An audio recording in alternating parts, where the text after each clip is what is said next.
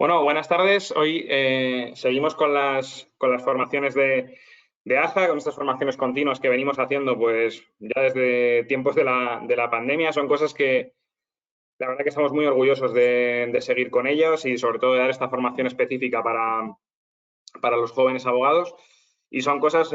honestamente, que creo que tenéis que valorar, más aún cuando tenemos ponentes como el que hemos conseguido traer hoy, como Agustín Amorós, que es absoluta referencia en el ámbito del derecho deportivo. Y yo, por mi experiencia, creo que esto en tema de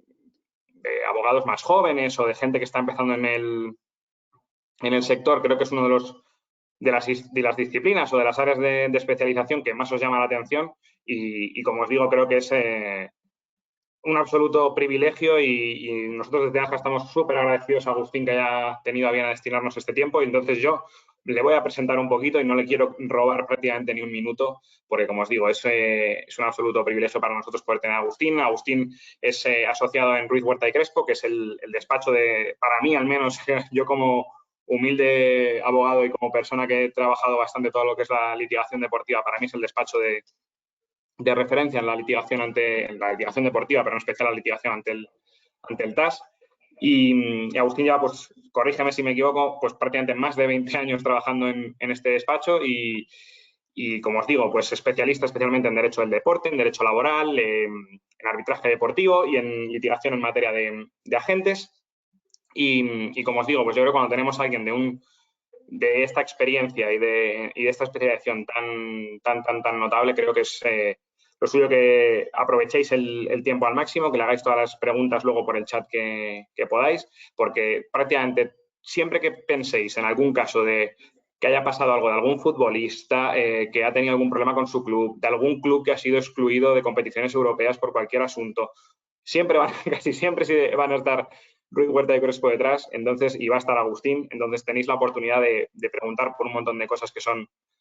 súper entretenidas y que tienen mucha enjundia jurídica más allá de lo que luego podamos ver en medios de comunicación. Así que, Agustín, nuevamente agradecerte tu disponibilidad y cuando quieras te cedo la palabra. Bueno,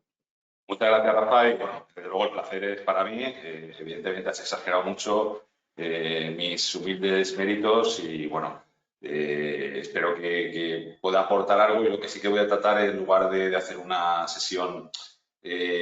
citando artículos o jurisprudencia que todos más o menos podéis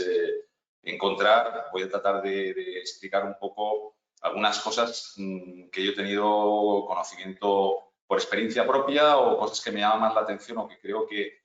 frente a un abogado laboralista, digamos, que se dedique a relaciones laborales comunes, le puede llamar más la atención en este ámbito del derecho deportivo profesional. Al menos las cosas que yo conozco, evidentemente hay infinitas cosas que desconozco, pero bueno, trato de aportaros aquellas que yo he conocido y que más me han llamado la atención, ¿no? Lo primero, bueno, simplemente como índice de las cosas que voy a tratar de hablar, iré rápido en algunas cosas, en otras a lo mejor me entretengo más, pero bueno, en esencia tratar de hablar un poco del origen del derecho laboral deportivo y el marco normativo, haciendo una referencia aquí importante a la invasión que en ocasiones ocurre desde una esfera decisoria que parece un poco extraña, que es el Tribunal de Arbitraje del Deporte que está en Suiza, que ha llegado a decidir casos laborales españoles aplicando el derecho suizo. No me preguntéis por qué, pero esto ocurre y bueno, trataré de explicaros si realmente cómo se llega a esa situación que para mí es bastante absurda.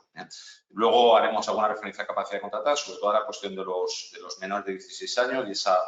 y esa línea, digamos, esa línea roja en donde se trata de amarrar a los jóvenes por parte de determinados clubes. En muchas ocasiones me referiré al fútbol y no a deportistas en general, porque evidentemente es un deporte que genera muchos casos y genera muchas situaciones. Haré referencia a algunas obligaciones esenciales dentro del contenido del contrato, al sistema retributivo, más o menos los tipos de remuneración que hay, las diferentes retribuciones mínimas que contemplan diversos convenios, para que veáis ahí la diferencia abismal que hay entre unos deportes y entre unos géneros y otros. Y también una referencia a algunos sistemas convencionales que son bastante peculiares, ¿no? Que por lo menos en el mundo del fútbol y del baloncesto funcionan bastante bien. Luego haré una breve referencia a la duración, a la cesión temporal, como un supuesto de prestamismo laboral que es bastante singular dentro de lo que sería cualquier otra relación laboral de carácter común, y alguna referencia a los supuestos de extinción. Bien, entrando ya un poco en materia y hablando muy brevemente de cuándo surge esto de lo que podemos llamar el derecho deportivo laboral en España, pues decir que es una disciplina joven, ¿no? La podemos cifrar o la podemos datar del año 71, como veremos, año en el que nací yo, y por lo tanto, con toda justificación, hablo de que es una disciplina joven, como vosotros, todos somos jóvenes aquí. Pero bueno, esto realmente aparece o surge de un contexto en el que el deporte era considerado como un mero entretenimiento en España, y desde luego se proscribía expresamente la posibilidad de recurrir a los tribunales laborales para solventar cualquier disputa. Esto lo establecía, por ejemplo, el Estatuto Orgánico de la Dirección Nacional de Deportes, expresamente, donde lo prohibía a todo deportista o sociedad deportiva acudir a otro órgano distinto que no fuera la propia Delegación Nacional de Educación Física y Deportes. Y en el reglamento, por ejemplo, de la Federación Española, en la versión del año 1965, se decía expresamente que no puede considerarse la práctica del juego como actividad laboral. ¿Por qué hablamos del año 71? Bueno, porque en ese año se dicta una sentencia del Tribunal Central de Trabajo, en el caso de Alberto Suárez, con apodo Pipi. Y bueno, este trabajador, ante unas deudas que mantenían, decidió recurrir a la jurisdicción laboral. Lógicamente ahí el club contra el que interpuso la demanda pues esgrimió todo este tipo de normas federativas que decían que esto no era una cuestión laboral, y bueno, pues el Tribunal Central de Trabajo,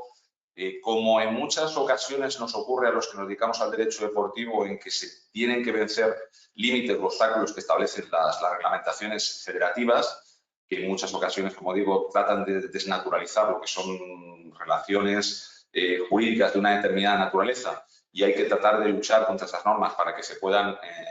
enjuiciar y se puedan decidir en el contexto y en el ámbito que les corresponde. Pues bueno, vio que efectivamente cuando se trata de deportistas que no solamente, en ese caso consideró, que practiquen deporte no solamente como un esparcimiento, sino que hacen del deporte su medio de vida habitual, bajo dependencia ajena y sujeto a un horario estricto, pues entendía que existía un verdadero contrato de trabajo. Y a partir de ese momento, bueno, pues se entendió que en la medida en que podía existir una relación laboral para estos deportistas que practicaban deporte, pues se incluyó tanto en el decreto de relaciones laborales del año 76 y después en los distintos estatutos de los trabajadores del año 80 y en el decreto legislativo del año 2015 como una relación laboral especial, que es como actualmente está descrito en el artículo 2.1d. Y como tal relación laboral especial se desarrolla en un Real Decreto, inicialmente en el 318 del año 81 y actualmente en el Real Decreto, el famoso 1086 del año 85, al que nos vamos a referir hoy en determinadas ocasiones. ¿Qué es un deportista profesional? Bueno, pues aquí encontramos un primer problema que no es, como diría aquel, no es menor, sino que es mayor. Y es mayor porque la descripción, como muchas veces ocurre, pues se refiere a conceptos jurídicos indeterminados. Lógicamente, será aquel, dice el artículo 1.2, que se dedique voluntariamente a la práctica del deporte por cuenta dentro del ámbito de organización y dirección de un club de entidad deportiva a cambio de una retribución. Y en cambio quedan excluidos aquellos que perciben por la práctica del deporte compensación de gastos derivados de su práctica deportiva. Lógicamente, entre estos dos conceptos, percibir una retribución y percibir solamente compensación de gastos, existía un margen de discreción que tradicionalmente se vino solventando por la jurisprudencia de los tribunales en la consideración de que eran deportistas profesionales los que percibían una retribución que excedía del salario mínimo interprofesional que en cada momento estaba vigente. Y esa, bueno, pues vino siendo el criterio que se venía aplicando de modo más o menos constante y pacífico por parte de los tribunales. Y esto cambió con la sentencia del Tribunal Supremo de 2 de abril del año 2009, que hizo una serie de reflexiones que son,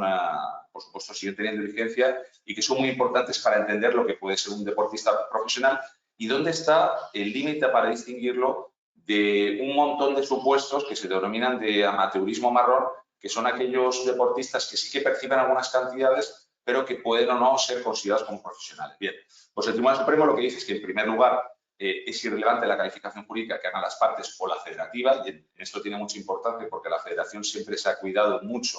de tratar de distinguir aquellas competiciones que considera profesionales de aquellas que no, y de entender que dentro de las que no son profesionales no cabe el deporte profesional, cosa que evidentemente ya no es así, ni cabe entenderlo así, especialmente a partir de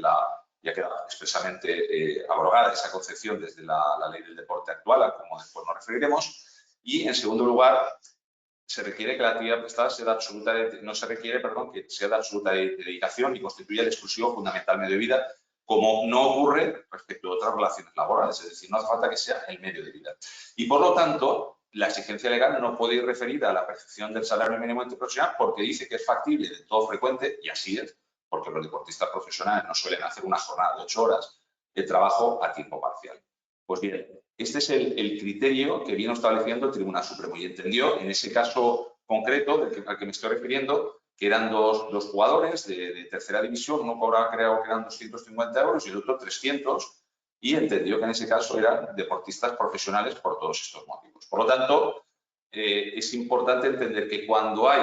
una retribución más o menos constante de carácter mensual, será la empresa, y así lo entiende el Tribunal Supremo, la que tendrá que demostrar frente a la presunción de laboralidad y de que esas retribuciones, de esas remuneraciones constituyen un salario, la que tendrá que acreditar que eso que se le paga al deportista realmente es compensación de gastos y, por lo tanto, tendrá que aportar la justificación de esos gastos que se compensan. Ese es el criterio que ha fijado el Tribunal Supremo y que entiendo que es el que se debe aplicar desde entonces. ¿Qué es lo que ha introducido como novedad la ley del deporte? Pues poca cosa realmente relevante, pero bueno, ha venido a, digamos, fijar un par de aclaraciones. En primer lugar, en el artículo 21 repite el concepto que ya hemos dicho anteriormente y sí establece una cosa que era, digamos, consecuencia de esa doctrina, pero que ahora lo ha venido a explicitar desde la dicción de la propia ley, que es que la condición de deportista es personal e independiente. Esto era así y es lógico que sea así. Es independiente de la calificación de la competición respectiva. Por lo tanto, me da igual que un deportista compita en una competición que se considere por la federación amateur o en que compitan otros deportistas que puedan ser o no profesionales, porque eso es independiente de la condición individual de cada uno de ellos. Fijaos que hoy en día es muy frecuente, sobre todo en clubes importantes, de primera división, etcétera, que tengan en su cadena de equipos dependientes jugadores juveniles que ya tienen a partir de los 16 años un contrato profesional y se les hace la denominada licencia P y son jugadores que cobran un salario y tienen un contrato perfectamente de trabajo. Por lo tanto, frente a otros jugadores juveniles que no tengan esa consideración, ellos sí la tienen. ¿De acuerdo? Bien, lógicamente lo que hace la ley aquí es derivar esta relación, que es la de deportista profesional, a la regulación que hemos dicho anteriormente, el 2.1d, como relación laboral especial, y la normativa de desarrollo que actualmente es el Real Decreto 2006. ¿Qué es lo que ha tratado de introducir como novedad la ley del deporte? Bueno, pues quería aclarar, siempre se decía, Rafa Nadal no es un deportista profesional. Bueno, sí, es un deportista profesional, pero por cuenta propia. Entonces, la ley, aunque esto no es el objeto de nuestro análisis hoy, habla de que también son, o tendrán la consideración de deportistas profesionales las personas que se dedican voluntariamente de manera habitual a la práctica deportiva por cuenta propia. Y aunque pertenezca a una entidad deportiva, no es de esta entidad deportiva de la que perciben retribuciones, sino que las perciben pues, de entidades distintas o en concepto de premios por su participación en campeonatos o en torneos y están afiliadas o dadas de alta, o debieran estarlo, habría que añadir, por razón de dicha actividad profesional correspondiente régimen de la Seguridad Social. En fin, simplemente este comentario, esa aclaración, pero como se trata de relaciones laborales por cuenta propia, no, o de deportistas, mejor dicho, profesionales por cuenta propia, no son objeto de nuestro análisis actual. Excluye, como hace, o como ya hacía el Real Decreto 2006, la prestación de deportistas cuando se hayan integrados en los equipos o representaciones o selecciones nacionales, es decir, cuando participan con la selección nacional. Y finalmente dice que no son profesionales, lo que ya decía el Real Decreto 2006, es decir, los que perciben compensación. Pero añade algo que es precisamente o está en coherencia con lo que establecía ya la doctrina o la sentencia que he comentado anteriormente del Tribunal Supremo del año 2009, que estas percepciones exigen ser justificadas documentalmente. Ahora lo dice la ley, ¿vale? Pero esto ya lo decía el Tribunal Supremo y es lógico. Frente a la presunción de que lo que se percibe de un modo más o menos regular y de un modo fijo cada mes, sean los 300, 200, etcétera, y toda la polémica que eso ha generado respecto de clubes de formación o escuelas de formación respecto de los entrenadores que cobran esas cantidades y que dio lugar, por ejemplo, aquí en Valencia se hizo una huelga por parte de la federación, porque eso puso en apuros a muchos clubes modestos y a muchas escuelas de formación, pero el criterio es ese. Si recibe compensación y quieres que se considere compensación de gastos, tienes que justificarlo documentalmente. Bien, superado este punto del concepto, terminamos ya solamente de definir el ámbito de aplicación de lo que es un deportista profesional y no, incluyendo algunos supuestos que serían, digamos, extraños a lo que estamos contemplando de la práctica deportiva en el ámbito de una federación o de un club deportivo, que sería aquellos que con carácter regular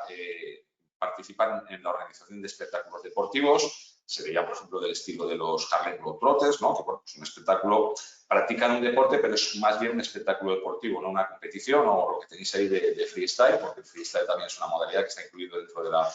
la Federación de Motociclismo, pero en este sentido no es una competición, sino que son exhibiciones. En la medida en que sean regulares, pues también tendrán esta consideración de deportistas profesionales y, en cambio, cuando sean actuaciones aisladas para un empresario, no tendrán este carácter y tampoco lo tendrán, como ya hemos dicho, pero esto ya lo preveía el Real Decreto 2006, cuando participen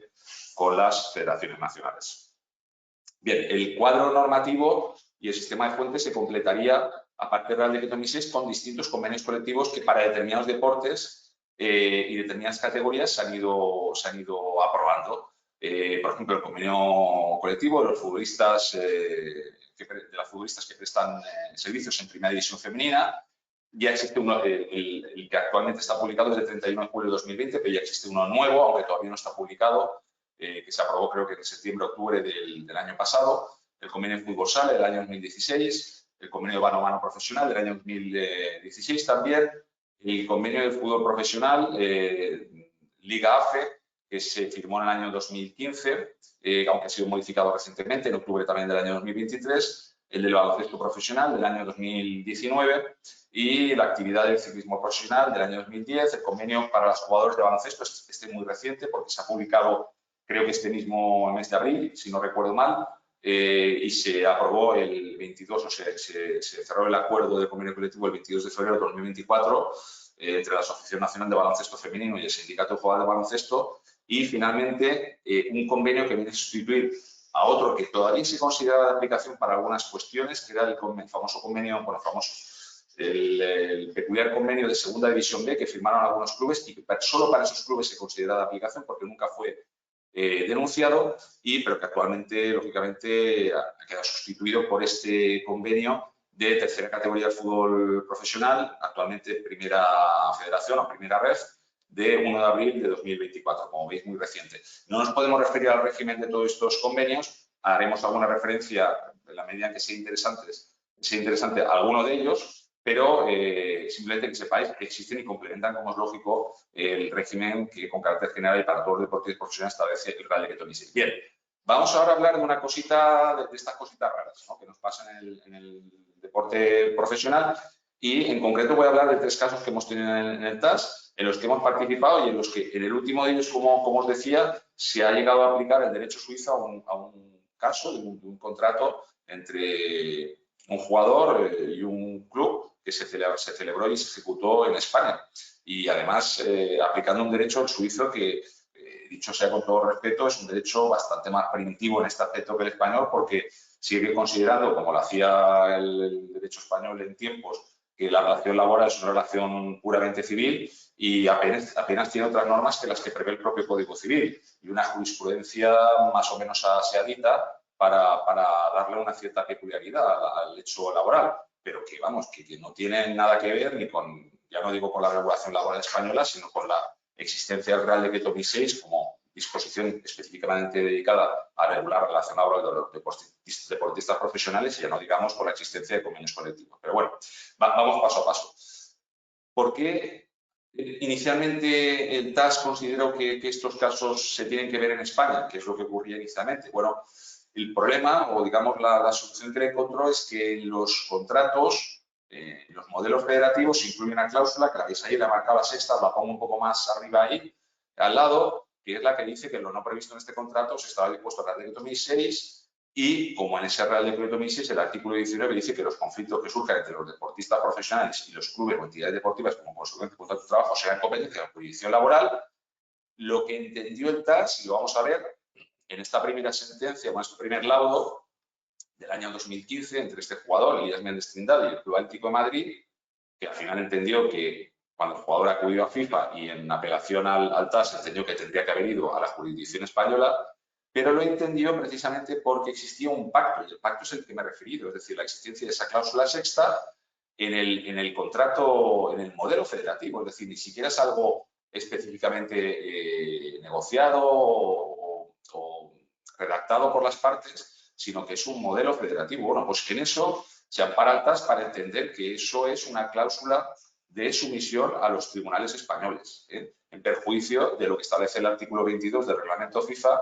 que cuando el caso tiene una dimensión internacional, y así lo entiende cuando el jugador, por ejemplo, no es de la misma nacionalidad del club que lo contrata, se puede acudir a FIFA. En este caso, lo excepciona o entiende que se puede excepcionar porque hay una cláusula en favor de la jurisdicción, en este caso la jurisdicción española. Pero el problema que siempre hemos explicado es que, mire, es que esto no es así, no es que sea un tema de sumisión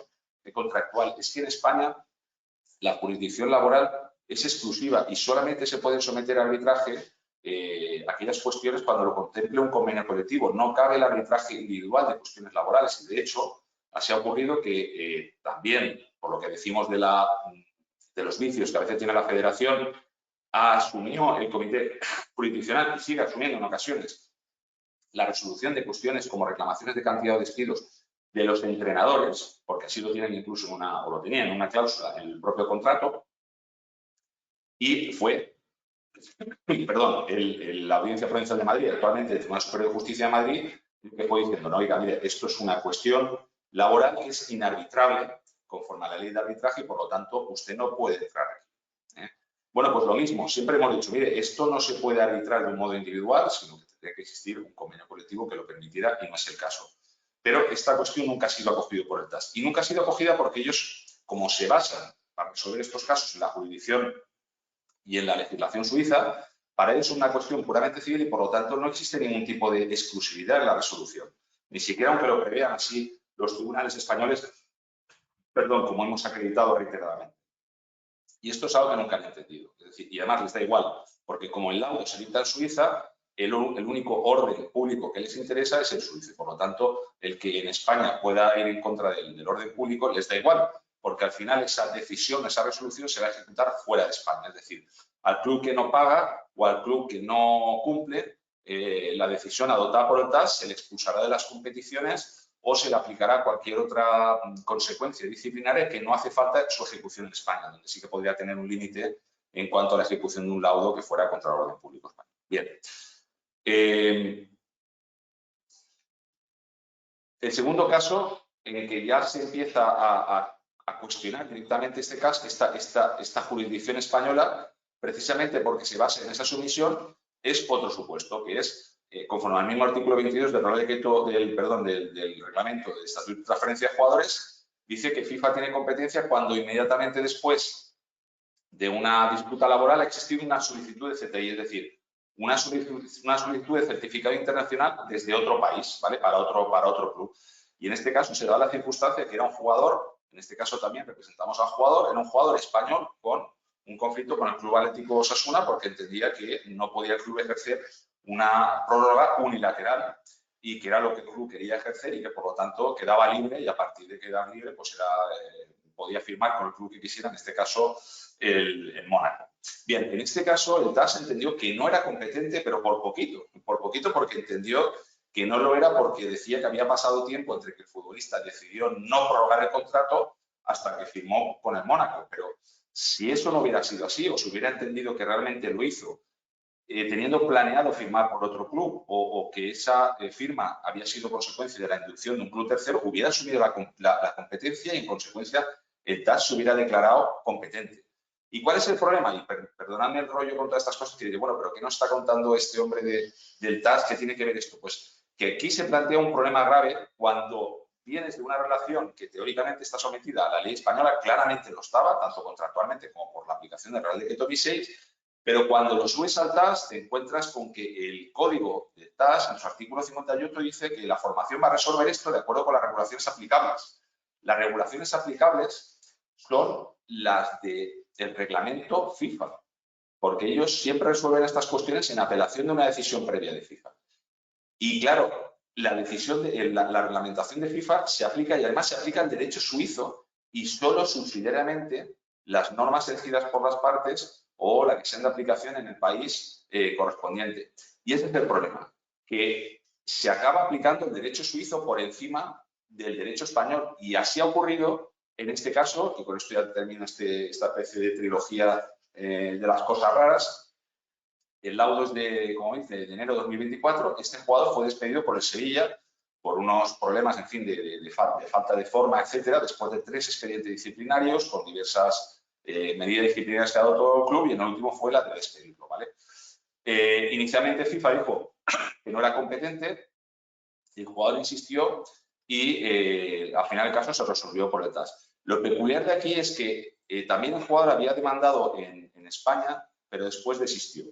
Y el Sevilla, al desistir, entendió que el despido había quedado como procedente y, en consecuencia, interpuso, como permite el artículo 15 del Real Decreto 2006, interpuso una reclamación de indemnización contra el jugador que estaba pendiente cuando se celebró la audiencia de este caso en el TAS, por lo cual nosotros entendíamos que existía claramente un tema de litispendencia, porque FIFA, cuando resuelve el caso, sea como sea, FIFA ella misma no se reconoce como un órgano arbitral y, por lo tanto, nunca existió una litispendencia anterior a que el TAS llegara a conocer de este asunto. Bueno, cierro este pequeño paréntesis para que veáis que en este caso se dijo que era competente FIFA, porque es cierto que ahí en el contrato del Sevilla no se establecía claramente cuál era la jurisdicción, se decía que podía acudir a FIFA o podía acudir a los tribunales de Sevilla. En el fondo estaban pensando en cosas distintas o en supuestos distintos dentro del régimen laboral, pero le dio pie a presentar la reclamación ante FIFA y FIFA, aunque inicialmente dijo que la competencia era española, el TAS sí que asumió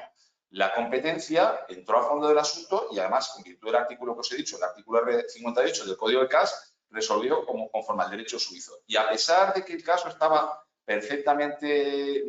digamos, sustanciado a través de la aplicación del convenio colectivo, perdón, del régimen disciplinario que prevé el anexo quinto al convenio colectivo fútbol profesional, resolvió el caso simplemente atendiendo a si, conforme a la jurisdicción suiza, la causa podía considerarse suficientemente grave y si había existido el reflection time, que es si que en Suiza, para despedir a alguien, no puedes tardar más de 2 o 3 días desde que conoces los hechos, sino, digamos, como que ya actúas contra la buena fe. Y se centraron en esto. Y, afortunadamente, dijeron, bueno,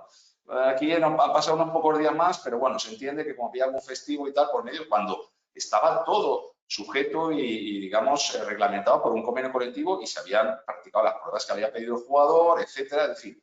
una situación para mí absurda, pero que sepáis que puede existir. Es decir, la potencia que tienen en determinados deportes y especialmente en el fútbol las federaciones internacionales hace que tengan órganos de resolución de disputas y que en ocasiones pueden llegar a absorber la competencia para ver casos que desde el punto de vista laboral español es incomprensible que, primero, se pueda reconocer esa jurisdicción y, segundo, se pueden llegar a ventilar aplicando un derecho extranjero. Pero bueno, cierro aquí el paréntesis de este capítulo de cosas simplemente singulares. En cuanto a la capacidad, bueno, evidentemente aquí se aplica la norma general, no solamente al trabajo de los menores de 16 años. ¿Y por qué traigo a colar o por qué me parece interesante esta cuestión? Porque aquí surgen, y en la práctica supongo que a lo mejor algunos ya lo conocéis, un montón de supuestos en que los clubes, para evitar que se produzca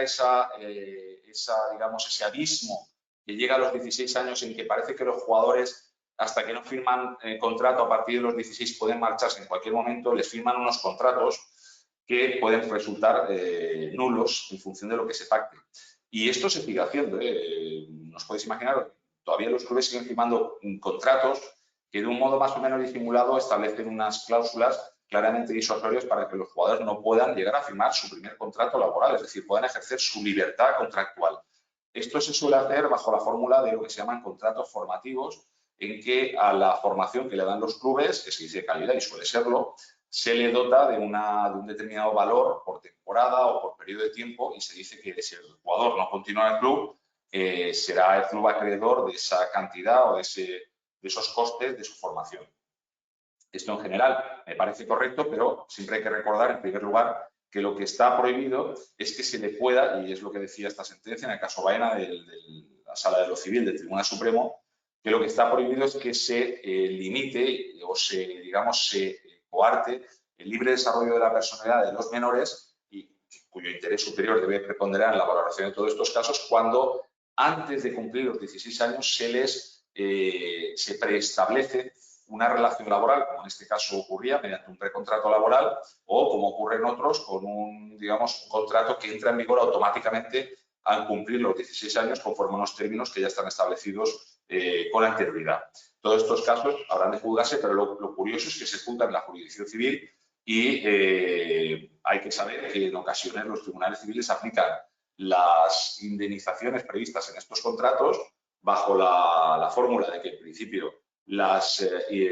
cláusulas penales deben de aplicarse en su integridad, no dándose cuenta que ni siquiera cuando se trata de un contrato laboral a veces las cláusulas de rescisión se aplican en su integridad, sino que en muchas ocasiones cuando se les aprecia, y esto se tiene que valorar, una voluntad, una finalidad disuasoria de firmar con otro club y ejercer su libertad contractual, se pueden mitigar, se pueden declarar nulas, aunque el juez establezca, conforme al artículo 16 del Real Decreto 2006, otro valor u otra indemnización que corresponda al club. Pero, como os digo, hay una diferencia de enfoque desde el punto de vista civil al punto de vista laboral y a veces una falta de comprensión por parte de los tribunales civiles de lo que representan este tipo de contratos. Bueno, pasamos esto de la edad y vamos a lo de la extranjería, que yo creo que esto ya es más conocido, por eso voy rápido, que es simplemente hacer referencia a que, y esto todavía existe, os sorprenderíais de que hay federaciones, de hecho nosotros tenemos un caso ahora con una federación que está limitando claramente los derechos de extranjeros y de trabajadores comunitarios. Trabajadores profesionales comunitarios siguen sometidos a limitaciones que ya se suponía que tuvieron que dejar de existir a partir de la sentencia Bosman. Esa sentencia Bosman, con algunos antecedentes que cito ahí, lo que vino a resolver es que eran ilegales las indemnizaciones por traspaso una vez concluido el contrato laboral y que los cupos de extranjeros también lo eran cuando se aplican a ciudadanos de la Unión Europea. Como os digo, esto todavía ocurre en algunas federaciones españolas, no en el fútbol. Y a raíz de esta sentencia, del año 95, se han generado, bueno, tenéis ahí, como os sube en la presentación, yo voy rápido, o si queréis saber un poco de qué fue ese caso. Esto derivó en que este régimen también se tenía que aplicar a los que se llaman comunitarios B. ¿Quiénes son los comunitarios B? Bueno, pues son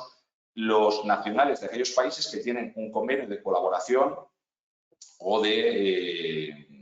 cooperación con la Unión Europea que contiene una cláusula del estilo de que no se puede establecer ningún tipo de discriminación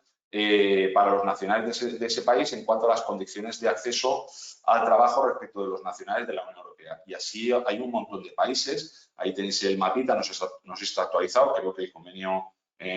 con Rusia está suspendido o está anulado, pero bueno, las distintas sentencias que se mencionan ahí han ido reconociendo esa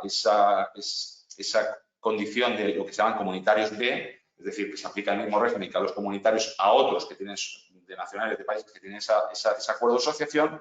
como ocurrió en la sentencia Kolpak, en la Simultincop para un jugador ruso, o la sentencia Nihat, en este caso participamos en el despacho, para un jugador turco. Simplemente saber que existe. Pero aún existe otro grupo de trabajadores extranjeros que se ven beneficiados con esta prohibición de discriminación en cuanto a estas condiciones de acceso y singularmente en cuanto al establecimiento de cupos para poder jugar, en la medida en que el establecimiento de esos cupos limita la posibilidad de ser contratados por un club español, y sería los países incluidos en el actualmente denominado Acuerdo de Samoa, que era el antiguo Acuerdo Cotonú. Hay un montón de países aún ahí y el principio es el mismo que os he comentado anteriormente, es decir, que tiene un acuerdo de colaboración en el que se establece esa prohibición de discriminación basada en la nacionalidad, en lo referente a condiciones de trabajo, remuneración y despido, y ahí hay 79 países, 48 de África, 16 del Caribe y 15 países del Pacífico. Todos esos países tendrían la misma consideración a estos efectos que comunitarios. Bien, en cuanto al contenido... Perdón, disculpadme, estoy un poco constipado. En cuanto al contenido del contrato, voy a destacar solamente cuestiones muy puntuales. En primer lugar, La obligación del deportista, lógicamente, es difícil de definir. Es la de realizar la actividad deportiva con una diligencia específica que corresponda a sus personales condiciones físicas y técnicas. Esto lo digo porque el tema de la disminución en el rendimiento como causa de despido o de sanción es bastante difícil de aplicar. No lo he visto en ningún caso. En un caso reciente que tuve en Cádiz, parece que lo apreció como una especie de causa objetiva de despido, aunque bueno, esta sentencia ya ha sido recientemente revocada por el Tribunal Superior de Justicia de Andalucía, y realmente es difícil porque, como sabéis, esa disminución tiene que aplicarse con un criterio que pueda considerarse objetivo, lo que desde el punto de vista del desempeño deportivo, siempre y cuando nos incurran en otros supuestos distintos, que realmente pertenecerían a otros tipos, como sería lo de llegar tarde o no acudir a determinadas sesiones de entrenamiento, pero que están tipificadas en otros artículos del régimen disciplinario de los convenios, como digo, estarían reguladas de otra forma. En cuanto a la libertad de expresión, lo traigo a colación simplemente porque el Real Decreto lo que dice es que las limitaciones se tendrán que establecer por convenio colectivo siempre que estén debidamente justificadas. Y lo digo porque en la mayoría de los contratos, sobre todo de los clubes profesionales, actualmente se establecen un montón de cláusulas limitativas de la libertad de los jugadores a la hora de expresarse en general y sobre todo en las redes sociales. Y, bueno, estas cláusulas se tendrán que ver siempre interpretadas y moderadas a la luz, lógicamente, de la jurisprudencia constitucional y del entendimiento de lo que es la libertad de expresión, aun cuando afecte a cuestiones relativas al trabajo. En cuanto a la ocupación efectiva, también la menciono porque esto es una cuestión, aunque ya es relativamente antigua, fue resuelto por el Tribunal Supremo en un recurso para unificación de la doctrina del año 2010. Anteriormente había clubes que cuando se querían desprender de un jugador y el jugador no se quería marchar, lo que hacían era que le quitaban la licencia. Seguía entrenando, seguía con sus compañeros, pero no podía jugar. Y al final el Tribunal Supremo lo que vino a aclarar, como había hecho otra sentencia del Tribunal Superior de Justicia, era que aunque la obligación a la que de modo directo se refiere el artículo 7.4 del Real Decreto 2006 es la de realizar entrenamientos y demás actividades instrumentales, evidentemente estas actividades son preparatorias para lo fundamental, que es participar en una competición. Por lo tanto, cuando se le priva de toda posibilidad de participar en esa competición no tramitando la licencia federativa, aquí se afecta al derecho a la ocupación efectiva y, por lo tanto, es causa para pedir la resolución contractual. En cuanto al salario, bueno, voy a ir rápido en cuanto a esta cuestión. Lógicamente, tendrá el concepto de salario, dice el artículo 8 del Decreto 2006, aquella retribución que lo sea por la prestación de los servicios profesionales, y las percepciones extrasalariales vendrán dadas, y aquí acudimos al Estatuto de los Trabajadores, por aquellas que constituyan indemnizaciones o suplidos, prestaciones de indemnizaciones de la Seguridad Social o indemnizaciones. Simplemente de este punto destacar que, aparte de las compensaciones de gastos que ya hemos mencionado, la prima de fichaje inicialmente se consideró como que no era un concepto laboral, que lo excluía el Real Decreto 318/1981, en el actual no dice nada, pero qué duda cabe que es una cuestión, y así lo ha reconocido el Tribunal Supremo, de inequívoca naturaleza salarial. La prima de contrato es aquella cantidad que se pacta por el hecho de firmar un contrato, como parece un concepto aparte, pero es un concepto totalmente salarial. En cambio, no lo es, y esto es importante porque cada vez se dan más casos, la indemnización que corresponde por formación o por la cesión temporal definitiva. Como veremos después, si nos da tiempo, en caso de que exista una cesión temporal definitiva de un deportista a cambio de precio, el deportista tiene derecho a participar, a falta de pacto, en un 15% de ese precio. Esa cantidad no sería salario y, por lo tanto, no devengaría el interés del 10% laboral, ni estaría protegida con el resto de garantías que tienen previstos los conceptos salariales. En cuanto a la estructura salarial, bueno, simplemente comentar que hay algunas singularidades que yo creo que os sonarán, que aparte de la prima de fichaje, en los convenios colectivos se suelen incluir algunos conceptos como son la prima de partido, bueno, todos os imagináis lo que es, ¿no? Que es simplemente por el hecho de participar con el equipo en un determinado partido. Esto, lógicamente, hay libertad para pactar un contrato de modo que se estime oportuno. Y después, y me voy a referir aquí al convenio del fútbol profesional masculino, aunque el femenino la distribución es la misma, aunque no las cantidades, se distingue entre sueldo mensual. ¿Por qué? Porque fue costumbre de los clubes el distribuir de un modo irregular las cantidades que se pagaban a lo largo del año al jugador, cargando mucho las tintas en lo que se considera la prima de contrato, que además se solía pagar en julio, es decir, en la temporada siguiente, ya vencida la temporada en cuestión, y se solía pagar pocas cantidades en forma de sueldo mensual para evitar el control y la revisión de la comisión paritaria, que después nos referiremos. Bien, esto es a lo que trata de poner coto el convenio colectivo, los convenios colectivos que hace referencia a esta cuestión, cuando prevé que tiene que haber un mínimo en concepto de sueldo mensual y, como después veremos, de pagas extraordinarias. Como veis ahí, en la temporada 22-23 se fija en 7.500 euros al mes como mínimo y en segunda división en 5.000 euros al mes. Y esto revalorizable en las temporadas siguientes conforme al IPC, ¿vale? Bien, ¿esto qué quiere decir? Pues quiere decir que este concepto de 7.500 en primera división y 5.000 en segunda, más las dos pagas extraordinarias, se tendrán que, lógicamente, pagar del modo que se ha dicho, es decir, prorrateada en forma de sueldo mensual y pagas extraordinarias, lo que implica, y os pongo ahí entre paréntesis, que en primera división, en este concepto, se tienen que retribuir un mínimo de 105.000 euros, mientras que en segunda división vienen a ser unos 70.000. Otros conceptos son el de plus de antigüedad, que es peculiar, y que consiste en que, estando cada 2 años en un club, se tiene derecho a un incremento del 5% mensual, y que además se dice que no es compensable ni absorbible. Otros conceptos son el de explotación de la imagen. No da tiempo a referirnos a este concepto, que daría para hablar mucho, pero también es cierto que hoy en día ya prácticamente no existe la tendencia que hubo años atrás, en que automáticamente el 15% de la retribución del jugador se le pagaba a una sociedad normalmente constituida por él, con su esposa, su familia, etcétera, y que en el fondo era un contrato simulado a través del que se pretendía desalarizar ese 15%. Lógicamente, Hacienda pues entendió que esos contratos eran puramente simulados. Esas empresas, aparte de ser negocios vinculados, no habían adquirido los derechos de imagen abonando ninguna cantidad al futbolista y que, por lo tanto, hubiera tenido que tributar, y, en consecuencia, los conciben como conceptos puramente salariales. Por lo tanto, esto ya pues prácticamente se ha dejado de hacer, absolutamente. El plus de antigüedad, en el convenio de fútbol, lo tenéis ahí, que para distintas temporadas acumuladas se paga una cantidad adicional a la finalización del contrato, simplemente por expiración. Y nos tenemos que referir también aquí como cuestión singular e importante, el nivel retributivo mínimo que se debe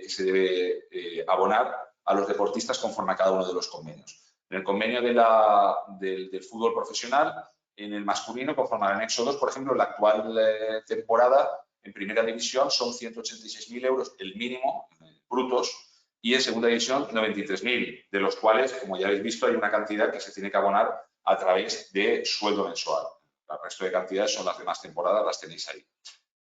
Y vamos a ver los distintos deportes para que veáis cómo, lógicamente, hay unas oscilaciones pues terribles. Por ejemplo, el balonmano se fija en 9.000 euros al año. Lógicamente, esto pues está totalmente superado por el salario mínimo interprofesional que se ha ido estableciendo. En el ciclismo profesional es un poco más alto, distinguiendo entre neoprofesionales, que son aquellos deportistas o ciclistas que hasta la temporada en que cumplen 22 años, y se distingue entre equipos que participan en competiciones UCI Pro Tour y otros equipos profesionales, en que ahí hay una distinta remuneración. Pero bueno, las cantidades, cuando hablamos de, digamos, deportistas ya senior, son bastante más importantes, 33.000 y 27.500 respectivamente. En el convenio colectivo de las jugadoras de baloncesto, que, como decía, ha sido de muy reciente aprobación, se establece la cantidad de 16.000 euros a tiempo completo por temporada, y se dice que todos los contratos deberán ser a tiempo completo, no admitiéndose ninguna contratación a tiempo temporal. Y en el convenio de fútbol sala, pues directamente, dándose cuenta de que era absurdo establecer unas cantidades pequeñas, directamente se remiten al salario mínimo interprofesional. En el baloncesto profesional masculino ocurrió una cosa curiosa, y es que lo tenéis ahí abajo. Anteriormente se establecía, y en este convenio, de hecho, hay bastantes cosas que, de los convenios, que me parecen más difíciles de aplicar, porque tiene varias figuras singulares, y creo que hay algunas otras cosas que serían inconstitucionales, contrarias al derecho europeo, como el derecho de tanteo o el derecho de inscripción preferente para los jugadores juveniles, pero bueno, no me puedo detener ahora. Lo que sí me puedo detener es que siempre se había comentado, y es cierto que se establecía una escala de retribución mínima en función de la edad, y siempre se comentaba que esto, bueno, puede ser contrario al principio de igualdad, y así se declaró por una sentencia que tenéis ahí de la Audiencia Nacional del año 2020, y como consecuencia de eso se ha establecido una cantidad que, como viera a ser más o menos el promedio de todas las cantidades que se reconocían para cada una de las edades, en 28.000 euros brutos, cualquiera que sea la edad del jugador, siempre que pertenezca a un equipo ACB. En cuanto al convenio del fútbol femenino, y aquí veis la gran diferencia, el artículo 23 del convenio actualmente publicado establece 16.000 euros a tiempo completo, con la previsión de que aquellas jugadoras que estuvieran percibiendo al momento de la aprobación del convenio entre 16.000 y 30.000 euros con un contrato a tiempo parcial inferior al 75% de la jornada, pasan a tener una jornada de al menos 75% e incrementar su salario en 2.000 euros brutos anuales. El nuevo convenio, el que no está publicado, según se informa, el acuerdo es que sería de 21.000 euros para esta temporada, la 23-24, de 22.500 para la 24-25 y 23.500 para la 25-26. Y por último, el convenio de tercera división, que es este tan reciente, se prevé 20.000 euros para la temporada 24-25, incrementándose en el IPC para las sucesivas, y previendo que esta retribución podrá ser de 25.000 euros brutos anuales en la 25-26 para aquellos clubes que alcancen los 500.000 euros de ingresos brutos. Bien, esta, como veis, es un distinto escenario en cuanto a las retribuciones mínimas, fruto pues, de la proyección y de la atención publicitaria y de patrocinio que reciben los distintos deportes y su implantación. Y bueno, pues esto, como sabéis, es objeto de controversia, lo que cobran unos, lo que cobran las chicas, lo que cobran los hombres, y bueno, pues ahí está servida la polémica. Lo que sí quiero destacar como cuestión singular, y que a lo mejor algún, digamos, laboralista que no esté próximo a estas cuestiones del deporte profesional, es la existencia de unos sistemas de reclamación de cantidad que funcionan de un modo muy efectivo. ¿Por qué? Pues que, por ejemplo, en el convenio de fútbol profesional se prevé que cualquier cantidad que se adeude se puede reclamar al final, en cualquier momento durante la temporada, pero supondrá que si el club no se declara por parte de la comisión la existencia de esa deuda y el club no la cubre, se impide su inscripción en la competición profesional. Eso quiere decir que el club queda expulsado de la Liga de Fútbol Profesional de primera y segunda división y pasa directamente a tercera división, si es que cumple los requisitos que marca la Federación Española de Fútbol. Por lo tanto, la sanción es brutal y, por lo tanto, los clubes están al día de todas estas cuestiones. En cuanto a procedimiento, simplemente señalar que es absolutamente flexible y sencillo, puede presentarlo cualquiera, es sin perjuicio de que después la cuestión se plantee ante la jurisdicción laboral, pero sí que hay que decir que en el caso de que no exista mayoría en la propia comisión mixta para decidir la cuestión, se remitirá, si existe acuerdo entre las partes, al Tribunal de Arbitraje Deportivo para su resolución. El otro procedimiento importante que existe en el fútbol profesional y también existe en el femenino y en el de tercera división es el de procedimiento abreviado de resolución contractual anticipada, que es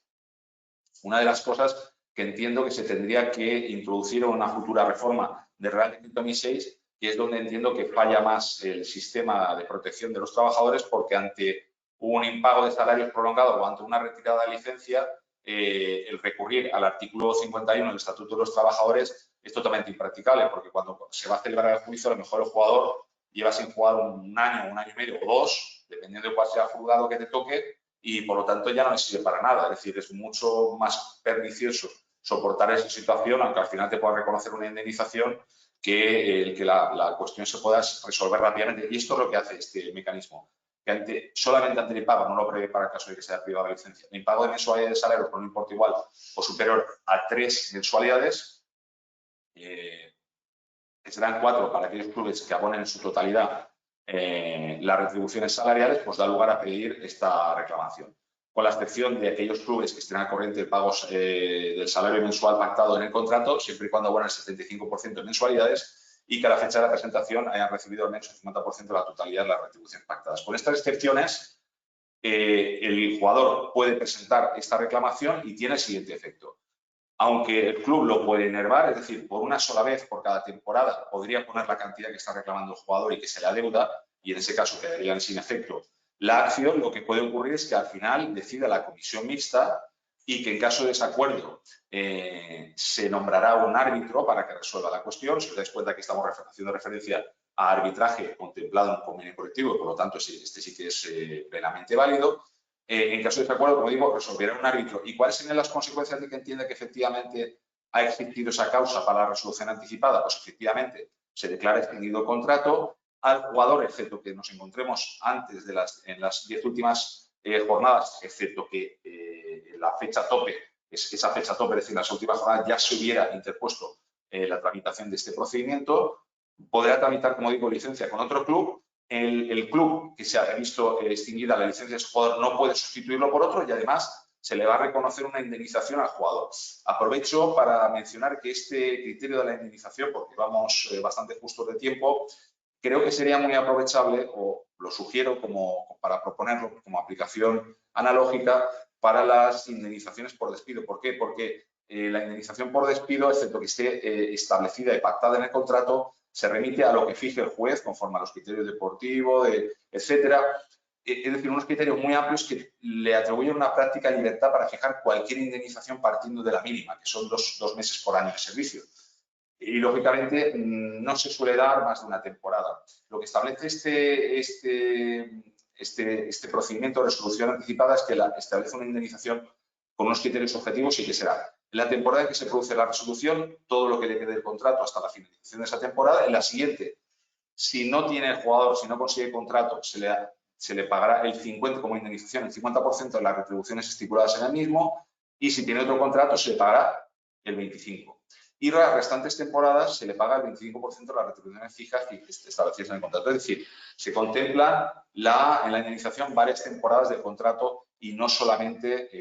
aquella en que se extingue. Un procedimiento parecido al de reclamación de cantidad es el que establece en el convenio del baloncesto profesional, ACB. Lo que pasa es que en este caso, si se estima que la reclamación es correcta, directamente lo paga un fondo y lo que se le exige al club es que reintegra al fondo esa cantidad para poder participar en la competición, pero de lo contrario, si no lo hace, se le denegará la inscripción a la competición y es excluido de la ACB.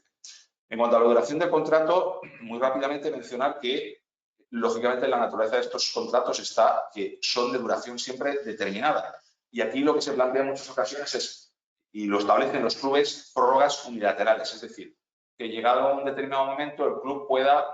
ampliar la duración del contrato reservándose la capacidad de decidir si esto es así o no, y a veces incluso diciendo que como compensación o contraprestación del derecho que le confiere el deportista a hacerlo, se pagan determinadas cantidades. Bien, esto, aunque es muy habitual que se haga, e incluso se ha llevado a pleito y a veces da un poco de miedo, porque si efectivamente te enfrentas a indemnizaciones importantes, yo entiendo que es claro que son cláusulas cuando se trata de su ejercicio a la libérrima voluntad del club y de un modo puramente unilateral, claramente nulas, porque lo estableció ya una sentencia del Tribunal Supremo del año 90 de entender que esa previsión anticipada de unas prórrogas que vinculan al trabajador desnaturaliza lo que es la propia esencia del contrato, que es de ser de duración determinada y, por lo tanto, goza de preferencia o goza de un privilegio el club al poder decir si continúa el contrato o no en función de si el jugador ha tenido una proyección y un desarrollo adecuado y, por lo tanto, es aprovechable para él o no y, por lo tanto, lo deja marchar. La cesión temporal, en fin, está regulada en el artículo 11, Real Decreto 1006. Simplemente mencionar que también en este supuesto se contempla la posibilidad de que sea retribuido el deportista si se pacta un precio en el 15% de la cantidad estipulada, cosa que no se suele reclamar nunca. Es más, en los contratos se suele cuidar de establecer que el jugador renuncia a esa cantidad, aunque evidentemente es algo que se debiera pactar caso por caso. Y en cuanto a la extinción, y perdonad que vaya tan rápido, pero trato de ajustarme al tiempo que tenemos y a ver si después tenéis alguna pregunta, os voy a mencionar únicamente aquellas cuestiones que son más interesantes. En cuanto a la extinción por mutuo acuerdo, mencionar como una modalidad de la misma la que se produce por la cesión definitiva o traspaso,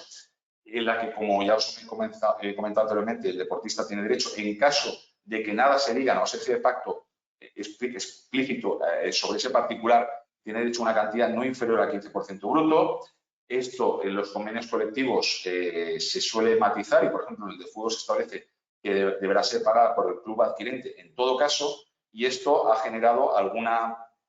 polémica cuando el club al que se va es un club extranjero. Y ahí tenéis esa sentencia del Tribunal Supremo, un caso en el que participamos, en el que participé, que se discutía precisamente si el que tenía que asumir ese 15% cuando el club era un club extranjero, como el de este jugador que fue vendido por el Getafe al Shakhtar Donetsk, si en ese caso el que tenía que asumirlo era el Getafe o el club. Había sentencias del Tribunal Superior de Justicia anteriores que entendían que en todo caso era el adquirente y por lo tanto que se apañara el jugador trayendo al otro club al procedimiento, pero el Tribunal Supremo, yo creo que con buen criterio y recordando el mantenido por una sentencia del Tribunal Superior de Justicia de Murcia del año 92, entendió que en estos casos, atendido el ámbito del convenio, esas normas convencionales de que en todo caso el obligado es el adquirente, no rigen porque no puede obligar a un club extranjero que no forma parte de la negociación de ese convenio y en consecuencia hay que estar a lo que establece el artículo 13A y que en ese caso establece el derecho del deportista y que lo lógico es que lo asuma aquel club cuyo contrato con el deportista se extingue y que además es el que percibe la indemnización. Y por lo tanto, cuando el club es extranjero, hay que tener en cuenta que el 15% se le puede reclamar al futbolista y de hecho ha habido un caso reciente posterior a esto. Recordar que en el caso de transferencias hay una serie de conceptos aquí y esto ya es un poco más, digamos, se sale de nuestro ámbito, pero hay que recordar y hay que saber que existen unos conceptos que afectan a la transferencia y por lo tanto a la posibilidad de que esta operación, de que esta negociación se lleve a cabo en beneficio del deportista y son los derechos de formación y el mecanismo de solidaridad que prevé el reglamento FIFA. Simplemente decir que los derechos de formación, una especie de cantidad fija por temporada que se establece por FIFA en función de la categoría del club, del nuevo club al que pertenece, y el mecanismo de solidaridad, que es un 5% que se paga en todas las transferencias internacionales y que se distribuye también entre los clubes formadores entre los 12 y los 21 años del jugador conforme al pasaporte de dicho jugador que se debe incorporar al procedimiento de transmisión de su licencia. En cuanto a la terminación por expiración, bueno, yo creo que sabréis ya que desde el año 2014 el Tribunal Supremo ha venido estableciendo que no hay inconveniente para aplicar la indemnización prevista en el artículo 49.1c del Estatuto de los Trabajadores, es decir, la indemnización por finalización de los contratos de duración temporal y, en consecuencia, esos 12 días podrían también reclamarse en el caso de que los contratos de deportistas profesionales venzan o expiren al terminar la duración pactada. En cuanto a los derechos de formación que se pueden generar en este caso, simplemente mencionar que el artículo 14 se remite a que tendrán que estar establecidos mediante convenio colectivo y, bueno, los convenios colectivos está previsto, por ejemplo, el artículo 18 del convenio de fútbol y el artículo 16 del convenio de baloncesto profesional. También lo está en el convenio femenino y, por cierto, eso fue un problema importante porque eso supone que el club, aquellos deportistas menores de 23 años, puede incluirlos en una lista de fin de temporada y aun cuando acabe su contrato pueden exigir una indemnización por su salida del club, con la consecuencia de que si lo incluyen en la lista por una determinada indemnización, el club nuevo tendrá necesariamente que pagar esa cantidad si quiere hacerse con sus servicios, pero si ningún club se interesa por ese jugador o jugadora, tendrá que el club prorrogarle un año el contrato, porque ese contrato, como ya digo, había vencido, e incrementarle sus retribuciones en las que tenía más IPC, más un 7% de esa indemnización que había exigido para poder ser contratada por otro club. Y ya termino haciendo referencia a las causas válidamente consideradas en el contrato, que entiendo que es algo importante que tendrán que prever los clubes en aquellos casos en que, por ejemplo, existe una sanción por dopaje o por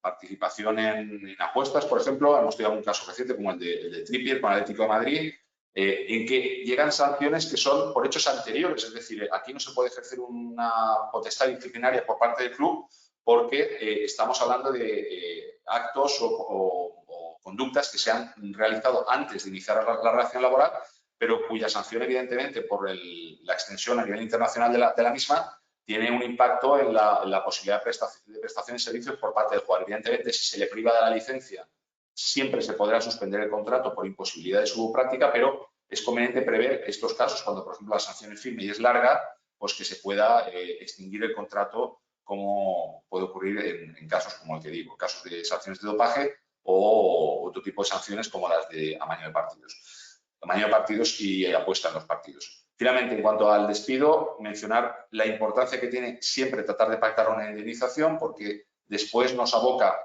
a una situación en que normalmente existe, en primer lugar, una incertidumbre importante en cuanto a lo que se va a reconocer y, en segundo lugar, por la práctica no se suele conceder más de una temporada. Solo se suele conceder lo que le queda de temporada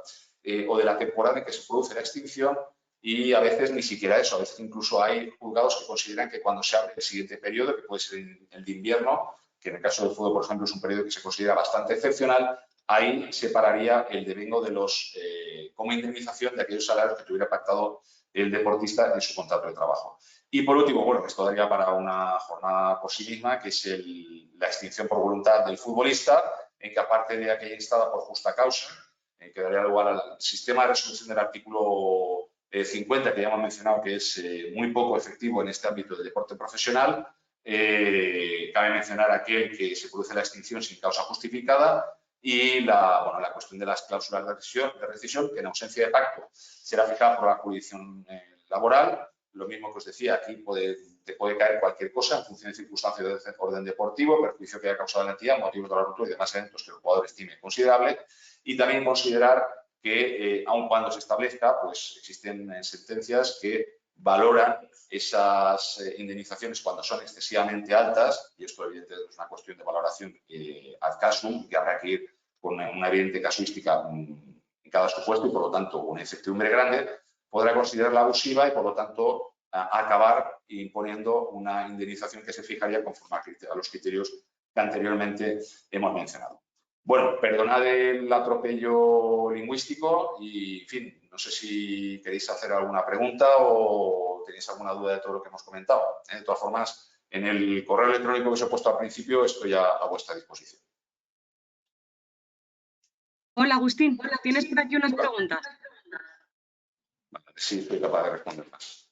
Susana López te quiere preguntar que si estarían los entrenadores dentro de la relación laboral especial. Correcto. Mira, esta es una cuestión interesante que la verdad es que la tendría que haber mencionado, porque es que hay mucha materia. Los entrenadores, sin duda. Es decir, los entrenadores, hay jurisprudencia del Tribunal Supremo del año 89 que los consideran como deportistas profesionales. A partir de ahí existe una serie de supuestos límite donde no está tan claro. Por ejemplo, director deportivo. A los directores deportivos se les suele, incluso ahora tienen licencia la federación, pero se les suele poner en el contrato que se sujetan al Real Decreto 1006 y porque su contrato se pacta por temporadas y a veces incluso se establecen cláusulas de rescisión para poder extinguir el contrato. Pero la realidad es que, aunque lo diga el contrato, y a veces hemos tenido casos en que no se dice, es una cuestión que habrá de resolverse en función de las funciones reales que desarrolla el director deportivo. Y en estos casos del criterio, y hay una sentencia relativamente reciente del Tribunal Superior de Justicia de Madrid que me parece muy acertada, que en el caso de un director deportivo estableció que lo importante para considerar que es un técnico y por lo tanto se le aplica el Real Decreto 1006 como a los entrenadores es si participa en el adiestramiento técnico y táctico de los jugadores. Es decir, si, digamos, está inserto en la dinámica del grupo de jugadores y, por lo tanto, participa de alguna forma de su preparación, ya sea en la estrategia, ya sea en el aspecto físico, como ocurre, por ejemplo, con los preparadores físicos, que también estarían incluidos. Se suele dejar fuera a los fisioterapeutas, por ejemplo, por ese mismo criterio, y es un poco más dudoso en el caso de los denominados scouters, porque, bueno, emiten informes de carácter técnico sobre otros equipos o sobre el propio equipo, y a veces se les ha incluido dentro de esta categoría. En mi opinión, no debería incluirse por lo que digo. Creo que el criterio acertado es el de incluir únicamente como técnico a aquellos que participan directamente, pues están con el equipo en el adiestramiento técnico y táctico del mismo. Por ejemplo, el médico del equipo, aunque viaje con ellos, no sería un deportista profesional, ¿no? Parece evidente. En fin, no sé si respondió. Pero los entrenadores, sin duda, de ahí venía el problema que os comentaba de la revisión que la Inspección de Trabajo quiso hacer a determinadas escuelas de fútbol base o clubes pequeños, porque todas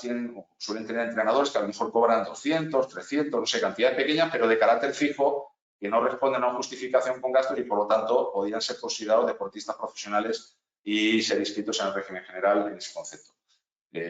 Por lo tanto, sí, los técnicos sí. Vale, muchas gracias. Y hay otra pregunta de parte de Belén Pastor,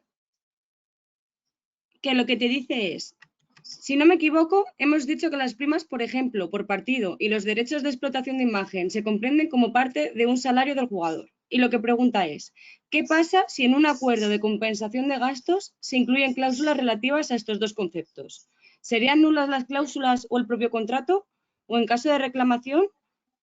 el tribunal competente podría considerar la existencia de la relación laboral entre las partes?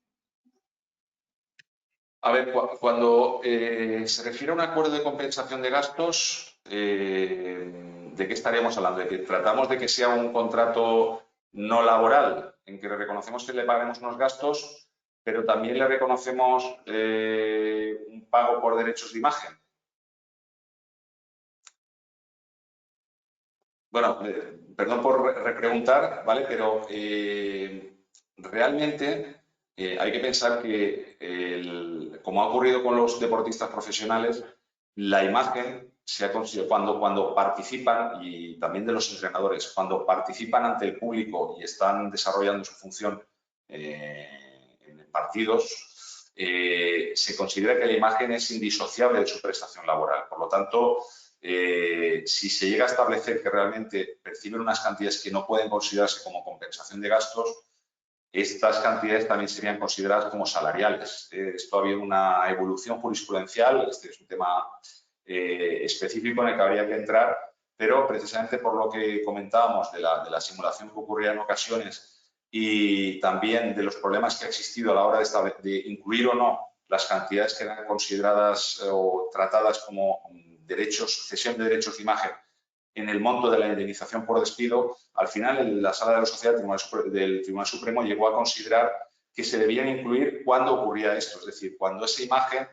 que se estaba retribuyendo era indisociable de la práctica deportiva o de la actividad que se estaba llevando. Otra cosa son la imagen que se pueda retribuir cuando se está participando en actos protocolarios del club o de la entidad deportiva